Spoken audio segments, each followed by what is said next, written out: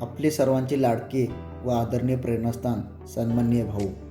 आपण पाहतोय की भाऊनी केलेली कामगिरी खरोखर उल्लेखनीय आहे. भाऊंकडे खूप कमी वयातच मोठी जबाबदारी येऊन पडली, ती म्हणजे कौटुंबिक जबाबदारी. आणि ही जबाबदारी पेलतानाच भाऊनी आपल्या समाजकार्याचा व शैक्षणिक कार्याचा ठसा उमटवण्याचा निश्चय मनाशी केला. त्यावेळी त्यांना त्यांच्या अर्धांगिनी किंवा सौभाग्यवती यांची देखील साथ होती.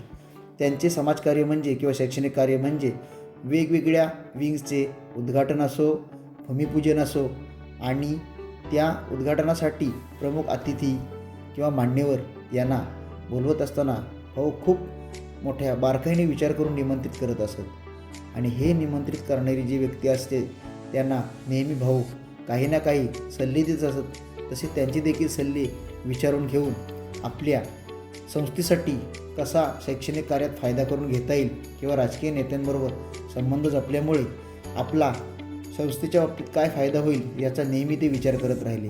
त्यांनी त्यांच्या शैक्षणिक कार्यात व समाजकार्यात वेळोवेळी अनेक सन्मान स्वीकारले, अनेक पुरस्कार स्वीकारले.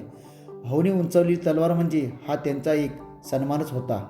आणि या सन्मानाच्या वेळी भाऊनी अनेक वेळा आपल्या जनसेवेचा देखील ध्यास घेतला होता.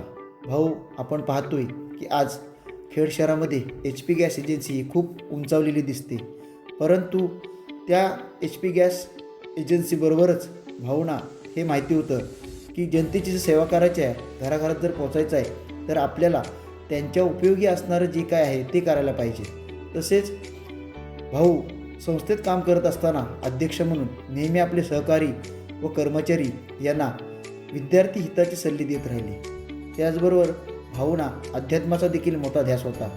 अध्यात्म सेवा करताना भाऊ नेहमी लोकांना संदेश देत, ईश्वर सेवा करा, तुमचं भलं होईल. आणि ईश्वर सेवेबरोबरच आपण समाजकार्य केले पाहिजे. भाऊनी आध्यात्मिक सेवेसाठी स्वतःला वाहून घेतले होते. तसेच नेहमी प्रत्येक वेळी वेगवेगळ्या विंगच्या उद्घाटन प्रसंगी भाऊ आपल्या सहकाऱ्यांना अतिशय सन्मानाने व आदराने बोलवत असत. प्रत्येक वेळी त्यांच्या समवेत त्यांच्या अर्धांगिनी ह्या आपल्याला पाहायला मिळतात.